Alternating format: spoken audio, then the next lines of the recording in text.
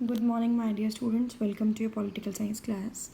Yesterday we have finished our chapter number globalization, but the videos of this chapter were, recorded or posted at a very great different days. तो chapter को continue करके बहुत मुश्किल रहा होगा, इसलिए आप लोगों को इस चैप्टर की फिर से एक बार ओवरव्यू दे रही हूँ मैं. कंसेप्ट्स की बात करें तो बिल्कुल शॉर्ट में दूंगी. ग्लोबलाइजेशन एक मल्टी डायमेंशनल कंसेप्ट है, सिंगल कंसेप्ट की बात नहीं, सिंगल डायमेंशन की बात नहीं है. पॉलिटिकल, इकोनॉमिक और कल्चरल दोनों सारे के सारे एस्पेक्ट्स हैं इसके अंदर. ग्लोबलाइजेशन की ग्रोथ के लिए बहुत सारे फैक्टर्स रिस्पॉन्सिबल हैं, जिसमें से technology is the main factor. Globalization का जो इम्पैक्ट है वो अनइवन है, पॉजिटिव भी है और नेगेटिव भी है. ग्लोबलाइजेशन क्या है? आइडियाज़, कैपिटल, कमोडिटी और लोगों का एक इंटरकनेक्टेडनेस है.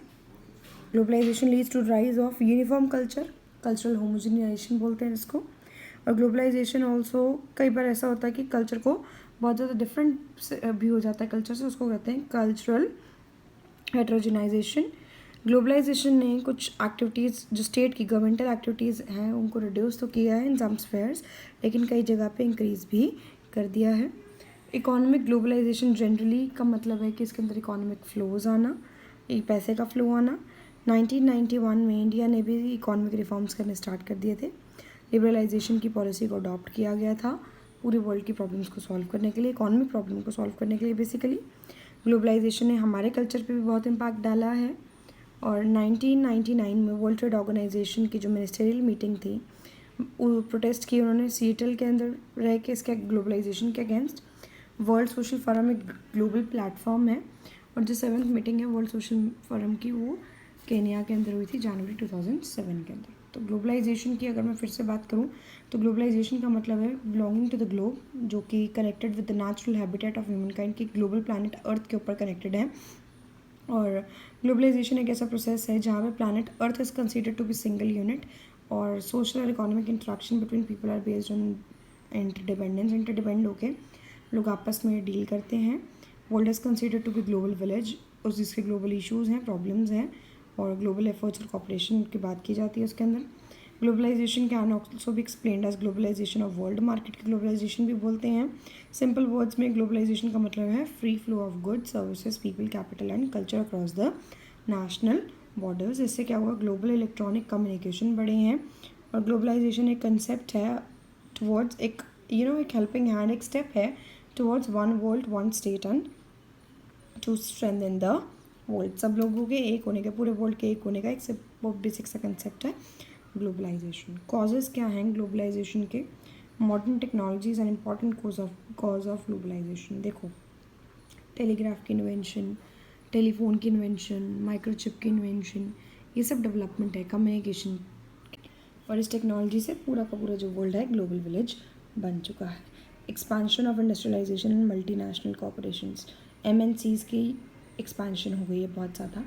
और वर्ल्ड वाइड इंस्टीट्यूशंस, UN जैसे इंस्टीट्यूशंस को इस्टेब्लिश किया गया है. इम्पैक्ट क्या है ग्लोबलाइजेशन का? ग्लोबलाइजेशन का इम्पैक्ट लाइफ पे, कल्चर पे, इकोनॉमिक्स पे, पॉलिटिक्स पे, सोसाइटी पे, सब पे है. नया कंसेप्ट है जो वर्ल्ड मार्केट के अंदर, वो है ग्लोबलाइजेशन. ग्लोबलाइजेशन ने गवर्नमेंट के सामने बहुत से चैलेंजेस रखे हैं, 10 जो एक्टिविटीज़ हैं स्टेट की उसको भी चेंज किया है. To complete the challenges of globalization, states are now required to evolve such strategies keeping world market and trend in. Basically क्या है, कुछ स्ट्रैटेजीज अपनाने को कहा गया है किसके अंदर कि वर्ल्ड मार्केट जो है वो इकोनॉमिक पोटेंशियल्स को रीच करे. स्टेट को कुछ ऐसी पॉलिसीज़ बनानी है जो ट्रेंड्स चेंज होने के साथ साथ, टेक्नोलॉजी चेंज होने के साथ साथ स्पीड अप अपनी पेस मेंटेन रख सकें.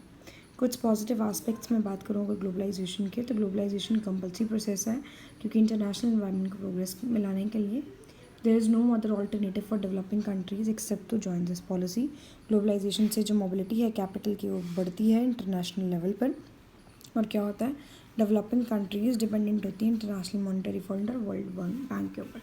हाउएवर कई डिफेक्ट्स भी हैं इस पॉलिसी के अंदर, लेकिन इसका मतलब ये नहीं कि it is less useful. Reality में जो पॉलिसी है प्राइमरी स्टेज के ऊपर है. When it becomes a global process, जब एक ग्लोबल प्रोसेस बनता है, it will continuously help in development. और क्या होगा, इसकी परमानेंट होने से सस्टेनेबल डेवलपमेंट होगी. The world trade organisation should be understood as an instrument of globalisation policy.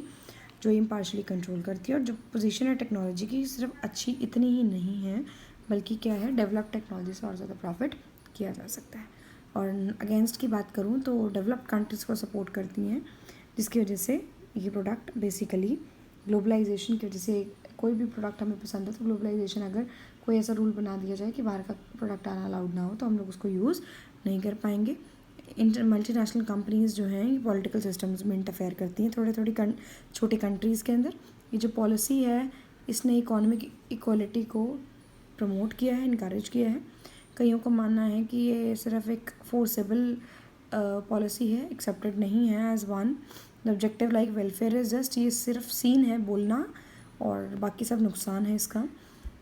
और ये अनडेमोक्रेटिक प्रोसेस है, यानी कि लेबर और लिमिटेड रोल जो है गवर्नमेंट का, इस लेबर के साथ एक्सप्लॉयटेशन होती है, लिमिटेड रोल है गवर्नमेंट का, इसकी वजह से इसको अनडेमोक्रेटिक माना जाता है। So this is what the chapter globalisation has in total.